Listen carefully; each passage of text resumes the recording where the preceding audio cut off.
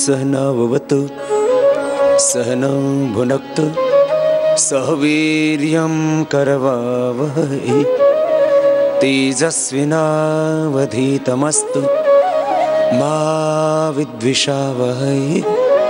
ओम शांति शांति शांति।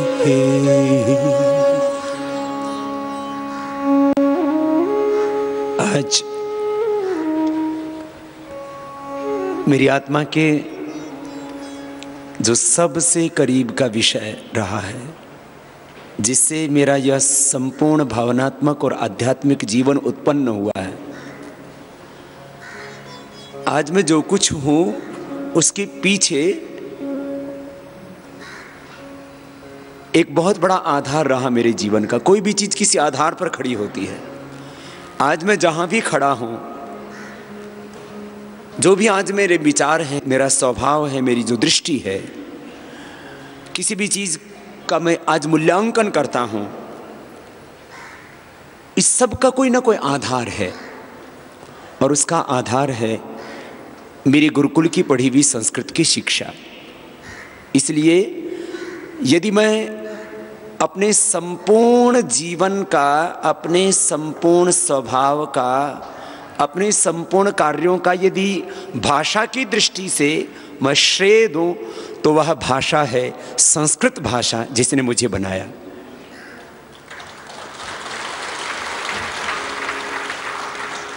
और मेरा ही क्यों, हम सबकी संस्कृति, हम सबकी अवधारणाएं, हम सबकी मान्यताएं, हमारी सभ्यता, हमारी जो पहचान है वो अपनी संस्कृति से है, और हमारी संस्कृति संस्कृत में है। ये सारी भाषाएं जो आज हम अलग अलग बोल रहे हैं, हिंदी, उर्दू, बांग्ला भाषा, उड़िया, तमिल, तेलुगु, कन्नड़, मलयालम, गुजराती, मराठी, पंजाबी, ये सब भाषाएं तो बहुत अर्वाचीन हैं। इन सब की भी एक जननी है।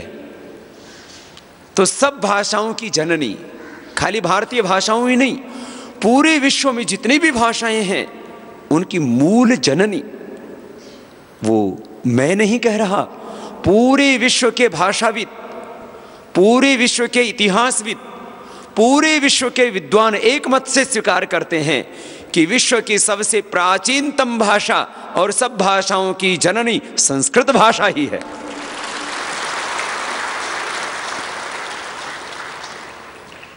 हम जब गुरुकुल में पढ़ते थे तब हमारी बोलचाल की भाषा भी संस्कृत थी।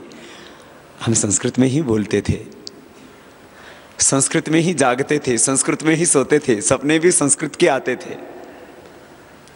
बहुत प्यारी भाषा है, बहुत माधुर्य है उसमें, बहुत लालित्य है उसमें, बहुत सौंदर्य है उसमें, बहुत ममता है उसमें, बहुत पवित्रता है उसमें। संस्कृत वो मनुष्य की नहीं, वो देवताओं की भाषा है। वो देवता ही नहीं, संस्कृत भाषा मूल में भगवान की भाषा है। माने संस्कृत का मूल कहां? संस्कृत का मूल वेदों में। वेदों का मूल कहां? वेदों के प्रवक्ता स्वयं भगवान हैं। मैं तो एक संकेत मात्र दे रहा हूं।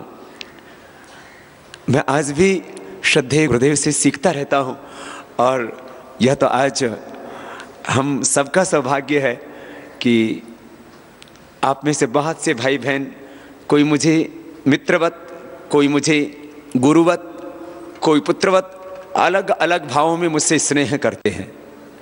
यह मानव का स्वभाव है।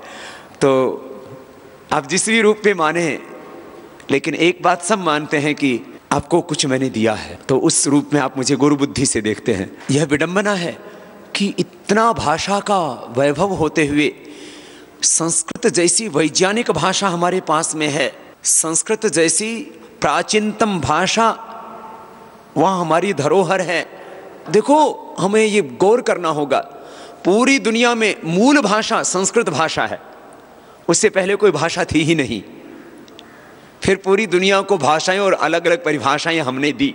लोग कहते हैं ना, अंग्रेजी बहुत अच्छी भाषा, उसमें बहुत विज्ञान है। विज्ञान का केंद्र भाषा नहीं होती।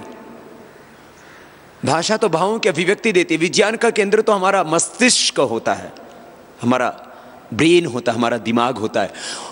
भाषा का काम है उस बुद्धि के वैभव को बढ़ाना। तो मैं आपको एक दो संकेत कर रहा हूं। जब कोई विद्यार्थी संस्कृत में प्रारंभिक ज्ञान ही ग्रहण करता है तो उसकी बुद्धि तार्किक हो जाती है, उसकी बुद्धि सूक्ष्म हो जाती है। जैसे ही एक विद्यार्थी अंग्रेजी में डिस्ट्रॉय सुनता है, वो हिंदी में नाश हो गया ये शब्द सुनता है, कोई चीज नष्ट हो गई। अब हिंदी में भी संस्कृत से लिया गया वो शब्द और अलग अलग भाषाओं में भी नष्ट शब्द बोला जाता है। नष्ट शब्द हमने हिंदी में सुना क्योंकि हमें संस्कृत का बोध नहीं है, इसलिए हमारी भी हालात ठीक नहीं है, हिंदी वालों की भी, गुजराती, मराठी, तमिल, तेलुगु वालों की भी। लेकिन वो जो संस्कृत का विद्यार्थी, उसने नष्ट शब्द सुना अपने गुरु मुख से, तो उसके मन मस्तिष्क में एक बहुत बड़ा विज्ञान, उसकी बुद्धि में इस जीवन और जगत का एक बहुत बड़ा रहस्य उतर गया। अंग्रेजी में डिस्ट्रॉय सुना, कुछ नहीं आया। आपसे मैं पूछता हूं, आप क्या अर्थ लगाएंगे डिस्ट्रॉय का? कोई चीज खत्म हो गई। खत्म शब्द जो है ये उर्दू का बोल दिया हमने। आप उसको हिंदी में बोलेंगे तो क्या बोलेंगे? वो नष्ट हो गई। अब संस्कृत के विद्यार्थी ने अपने गुरुजी से बोला, किम नष्टम? नष्टस्य का अर्थ? नष्ट शब्द का अर्थ क्या है गुरुदेव? तो गुरु ने मुझको बताया, बेटा ये णश अदर्शने धातु से कता प्रत्यय हुआ। तो गुरुजी ने कहा, बेटा नष्ट का अर्थ है यह पदार्थ अब अदृश्य हो गया है। हम तो ये मान रहे थे कि चीज खत्म हो गई, माने उसका अभाव हो गया। अभाव नहीं हुआ, वो नश अदर्शने। बेटा अब ये तुम इन आंखों से नहीं देख सकते, ये वस्तु परिवर्तित हो गई है। बोले इसका मतलब क्या? बोले रूपांतरित हो गई है। अब ये घी को तुमने अग्नि में डाला, नष्ट नहीं हुआ, रूपांतरित हो गया। पानी को तुमने आग पर रखा, उबलते उबलते उबलते उबलते वो वाष्प के रूप में परिणित हो गया। ये जीवन नष्ट नहीं हुआ। यहां पुनर्जन्म के लिए यह शरीर अब मात्र कुछ पलों के लिए दिखाई नहीं दे रहा है। ये मिट्टी मिट्टी में मिल गई है, पानी पानी में मिल गया, हवा हवा में मिल गई है। बेटा अब ये दोबारा से जन्म लेगा। तो कितना बड़ा दर्शन! एक नष्ट शब्द से जीवन और जगत का सारा रहस्य एक आचार्य ने अपने गुरु को बता दिया कि बेटा जातस्य ही ध्रुव मृत्यु ध्रुवम जन्म मृतस्य च तस्मात् अपरिहार्यार्थ नत्तम सोचितुम अर्हन्। ये जगत भी नष्ट नहीं होता, सब रूपांतरित होता, सूक्ष्म अवस्था में चला जाता है। तो एक सृष्टि का पूरा दर्शन गुरुदेव ने नष्ट शब्द को कह करके दे दिया। नष्ट, नष्टम। हाँ? अब ये नष्ट शब्द, ऐसे ही बहुत से शब्दों का परिज्ञान और उनके माध्यम से किस तरह से एक ब्रह्मचारी, एक विद्यार्थी की मेधा को प्रखर बनाया जाता है, सूक्ष्म बनाया जाता है, उसको, उसकी बुद्धि वैभव को बढ़ाया जाता है। आज जिस क्षेत्र में मैं काम कर रहा हूं, श्रद्धेय आचार्य श्री वात्स्यन जी काम कर रहे हैं, यह हमारा अध्ययन का क्षेत्र नहीं था। अध्ययन का क्षेत्र क्या था हमारा? अष्टाध्यायी। हमने क्या पढ़ा था? ए ई उन री लीक ई उंग आई औ छाया वरट लण यम गणनम झवय घड़धश जब गड़दश खप चटत तव कपय शरहल वृद्धि रादैच अधिंग गुण इको गुण वृद्धि न धात लोप आर्ध धातु की दिधि विविटाम हलोनंतरा संयोग मुखनासिका वचनोनुनासिका तुल्लास्य प्रयत्नम सवर्णम नाज्झलो इदुदिद्दिवचनम प्रग्रियम अदसुमात शे निपात एक जनक। ये हमने याद किया था। बोले बाबा जी तो हमें कुछ पता ही नहीं लगा। है? हमने पढ़ा वृद्धि आदैच, आ आई औ, इसको वृद्धि बोलते हैं, ये संज्ञा है व्याकरण में एक। और अदेंग गुण अ ए ओ, इसको गुण कहते हैं। अब यहां से हमने शुरू की अपनी पढ़ाई, अपना अध्ययन। उसने बुद्धि को पूरी तरह से भीतर तक जागृत कर दिया, बुद्धि वैभव को, प्रसुप्त प्रज्ञा को उद्बुद्ध कर दिया। ये दर्शन है पूरा एक बहुत बड़ा।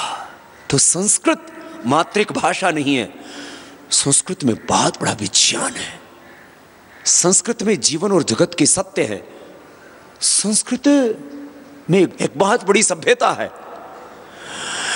इसके अनेक पक्ष हैं। संस्कृत का साहित्य, संस्कृत का पूरा दर्शन। संस्कृत को हमने जब पढ़ा था तो हमें तो 5 साल तक तो हमने खाली शब्द पढ़े, धातु पढ़ी, प्रत्यय पढ़े। ये ऐसे 4000 करीब सूत्र थे, फिर धातुएं थी करीब 2000, उनको याद किया हमने। फिर उसके बाद में हमने अष्टाध्यायी पढ़ी, फिर काशी का, फिर महाभाष्य, और फिर इसी दौरान फिर पाणिनि के पंच शास्त्र हैं। फिर उसके आगे एक लंबी प्रक्रिया। मैं चाहता हूं मैंने जितना पढ़ा उतना ना भी पढ़ा पाऊं, लेकिन सामान्य रूप से व्याकरण का बोध और अपने शास्त्रों का बोध मेरे सब भारतीयों को हो, ऐसी तो मेरी इच्छा जरूर है। सब विद्यालयों, महाविद्यालयों के, विश्वविद्यालयों के स्तर पर सामान्य संस्कृत का ज्ञान और अपने साहित्य का ज्ञान, अपनी परंपराओं का ज्ञान, अपनी संस्कृति का ज्ञान, अपने वेदोपनिषदों का ज्ञान सब आर्यपुत्रों को हो, हम सब भारतीयों को हो, ये मेरी इच्छा है। और आने वाले वक्त में ये इच्छा भी साकार होगी। और जितने भी भारत में विद्यालय, महाविद्यालय, विश्वविद्यालय चल रहे हैं, इन सब में संस्कृत भी एक विषय पढ़ाया जाएगा।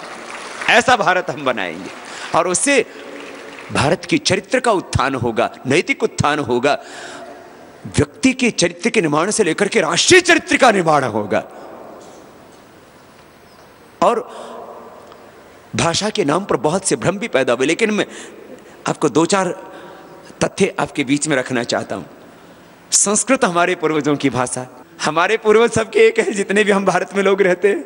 आज उनके मजहब अलग अलग हों, चाहे हिंदू, मुसलमान, सिख, ईसाई, किसी भी मजहब को मानते हो, ये मजहब भी बहुत अर्वाचीन है।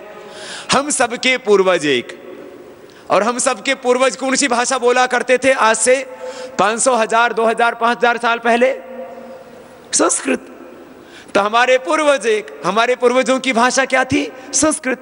इसलिए बात जब संस्कृति की आए तो पूरे देश में कहीं पर भी विरोध नहीं होना चाहिए। जो संस्कृत का विरोध करता है वो अपने पूर्वजों का विरोध कर रहा है, अपने पूर्वजों की भाषा का विरोध कर रहा है। तो संस्कृत हमारे पूर्वजों की भाषा, हमारे बाप दादा की भाषा, हमारे पुरखों की भाषा, हमारे फोर फादर्स की भाषा। योग हमारे पूर्वजों की जीवन शैली, पूर्वजों का जीवन दर्शन। ये वतन हमारे पूर्वजों की जननी, इस धरती माता से हम सब उत्पन्न हुए हैं, हम सब की आदि जननी ये मातृभूमि है। पहले मनुष्य नहीं थे इस सृष्टि में, पहले स्त्री या पुरुष नहीं थे, तो कहां से उत्पन्न हुए? कुछ नादान लोग कहते हैं हम बंदर से उत्पन्न हुए। मैंने कहा आज बंदर से आदमी क्यों नहीं बन जाता? बोले जी बंदर रुक गया प्रोडक्शन। कैसी नासमझी की बात। अमीबा से बंदर बना, बंदर से आदमी बन गया। मैंने कहा पूछ कहां गई? बोले बैठते बैठते घिस गई होगी, आज क्यों नहीं घिसती उसकी? कितनी बेवकूफी की बात, हमने मान लिया उसको।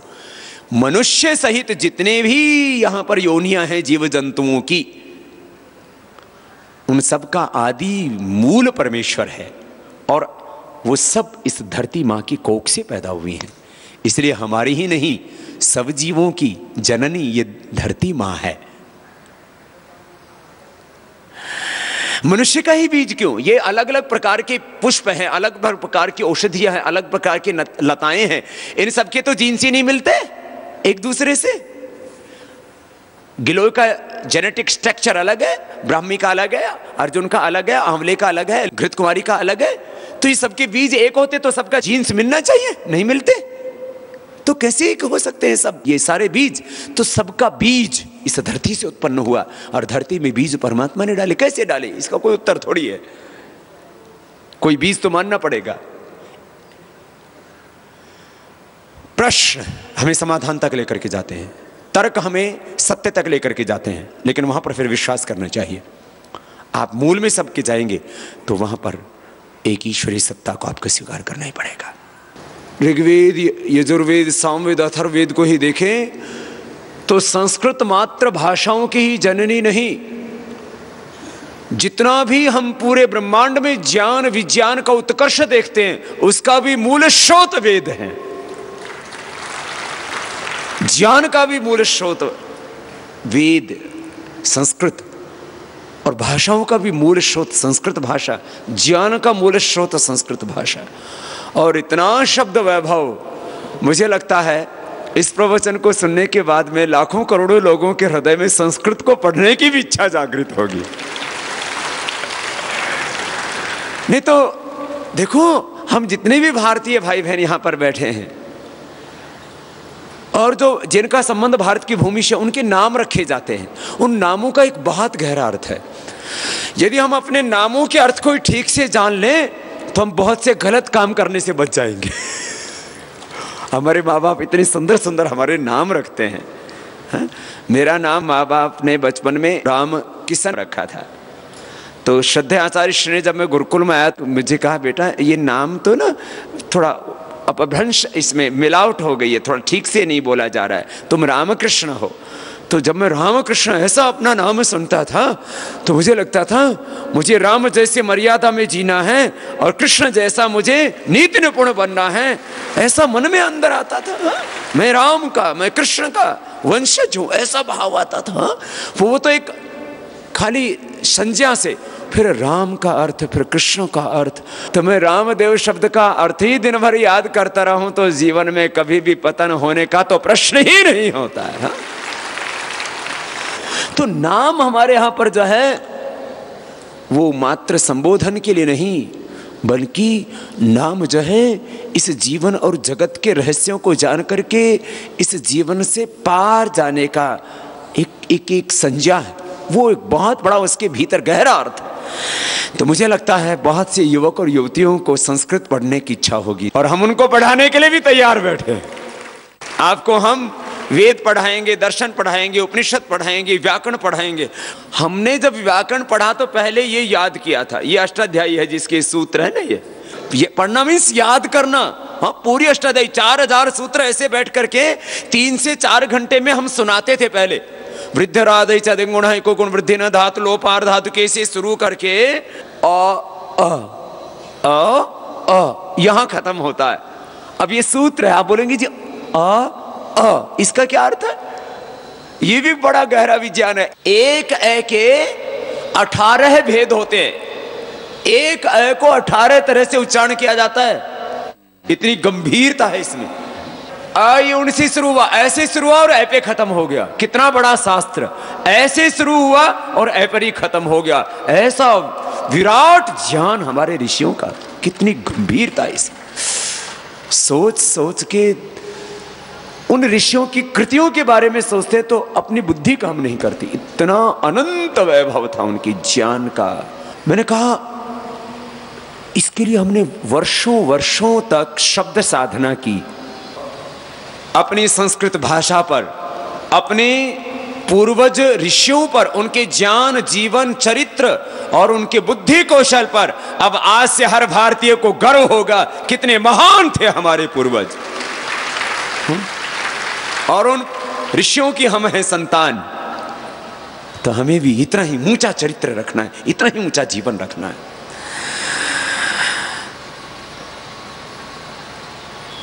संस्कृत में अभी तो संगीत की तो बात ही नहीं हुई। कला, संगीत, कितना वैभव। गायत्री, अनुष्टुप, क्या छंद है आचार्य जी? गायत्री, उष्णिक, अनुष्टुप, त्रिष्टुप, बृहति, पंक्ति, जगति, ये छंद है, इनमें बोला जाता है उनको, मंत्रों को। फिर ये जो श्लोक बोलते हैं इनके भी छंद है। लाखों श्लोक हैं। केवल हमारे प्रयोग में, व्यवहार में तो कुछ ही हम शार्दुल, विक्रीडित, शिखरणी, अनुष्टुप ऐसे कुछ बोलते हैं, मालिनी, शालिनी वगैरह।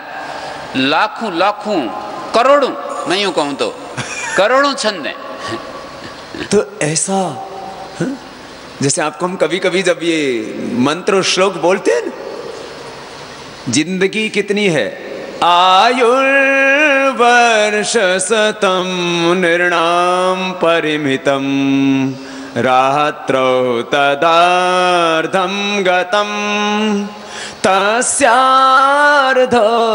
परस्य चार्धमपरं बालत्ववृद्धत्वयोः शेषं व्याधिवियोगदुःखजनितं सेवादिभिर्नीयते जीवे भारतरङ्गचञ्चलतरे सौख्यं कुतः प्राणिनां जीवे भारतरङ्गचञ्चलतरे सौख्यम कुतः प्राणिनाम। तो ये एक श्लोक है ऐसा है। इसका क्या छंद है आचार्य जी? शार्दुल विक्रीडित। शार्दुल विक्रीडित इसका छंद है। हाँ? तो अब एक ऐसा कितना वैभव है संस्कृत में कि जीवन जो है मुश्किल से 100 वर्ष का है। आयुर्वर्ष शतम नाम परिमितम रात्रौ तदार्धम गतम, आधी उसकी रात में बीत गई। तस्यार्धस्य परस्य चार्धम अपरम बालत्व वृद्धत्वयो, बुढ़ापे में, बालकपन में, मदहोशी में, बेहोशी में, और कितना ऐसी जिंदगी चौथाई उसी में बीत जाती। शेषम व्याधि वियोग दुख जनितम सेवादि भृणिवते, कुछ सेवा में, कुछ दूसरों को दुख दूर करने में, कुछ अपने दुख कितना ये सब जीवन ऐसी थोड़ा सा। हाँ? जीवन कैसा है? बोले जीवे वारी तरंग चंचल तरे। जीवन तो ऐसा जैसे जल की तरंग उठी और बस विलीन हो गई। इतने समय में हमें बहुत कुछ करना है। और यह तो एक भाषा की बात थी। भाषा तो हमारी इस आंदोलन का एक हिस्सा है। हमारी संस्कृति, हमारी सभ्यता और वो हमारा प्राचीन संपूर्ण अतीत का वैभव हमें पुनः प्रतिष्ठापित करना है। बहुत बड़ा मिशन है भारत स्वाभिमान का, और भारत स्वाभिमान के इस मिशन से हमें इस भारत के अतीत के वैभव को पुनः प्रतिष्ठापित करना है। और इस वैभव को प्रतिष्ठापित करने के लिए हमको कभी भी निराश नहीं होना, उदास नहीं होना, हताश नहीं होना।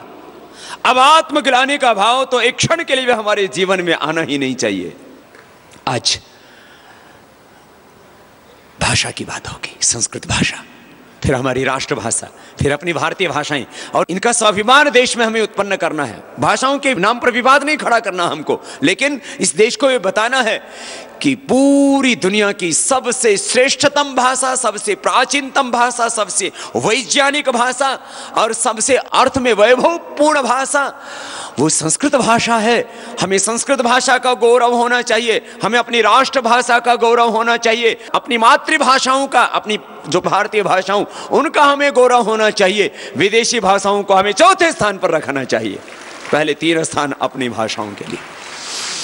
कोई भी देश जब आजाद होता है तो सबसे पहले वो भाषा के स्तर पर अपनी भाषाओं को प्रतिष्ठापित करता है। उससे लोगों के भीतर स्वाभिमान जागता है और वहाँ की संस्कृति, वहाँ की सभ्यता जीवित रहती है। लेकिन हमने वैसा नहीं किया।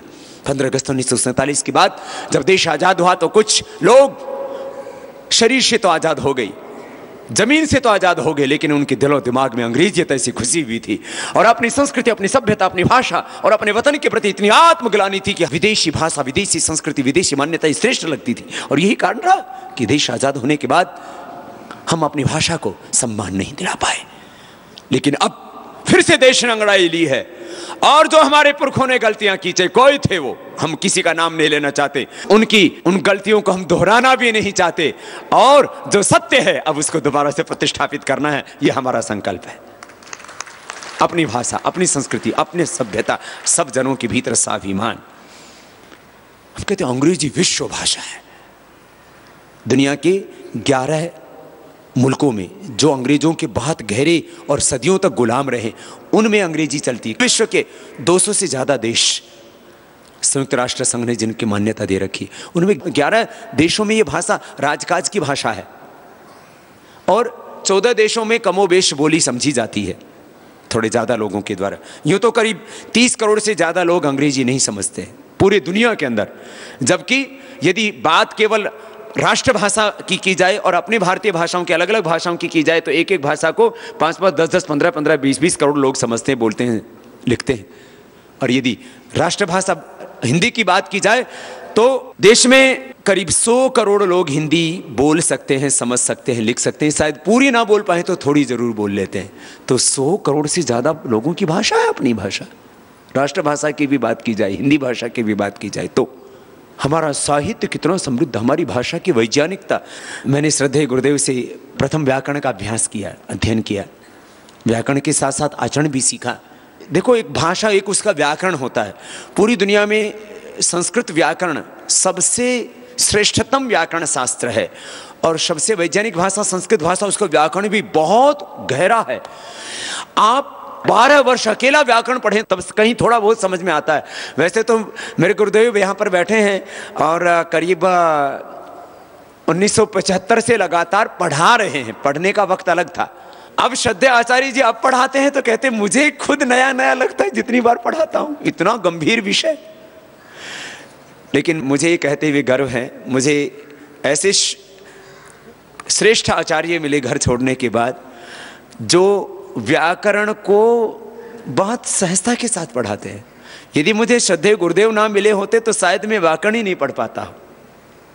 आज इस दुनिया में जितने भी संस्कृत व्याकरण के, पाणिनि अष्टाध्यायी उसको बोलते हैं, उसके जितने भी विद्वान उपलब्ध हैं, मैं ये कहूँ कि उनमें श्रेष्ठतम विद्वान हमारे गुरुदेव हैं। तो वह शायद कुछ को लगे कि अपने गुरु की प्रशंसा कर रहे हैं, लेकिन बहुत से विद्वान हैं यहाँ, उन सब का हम सम्मान करते हैं जिन्होंने अपनी परंपराओं को, अपनी संस्कृति को, अपनी सभ्यता को, अपने ऋषियों के ज्ञान को सुरक्षित रखा है और उसको हम तक संप्रेषित किया है। लेकिन उन श्रेष्ठ विद्वानों में हमारे श्रद्धेय गुरुदेव आचार्य श्री प्रद्युम्न जी महाराज।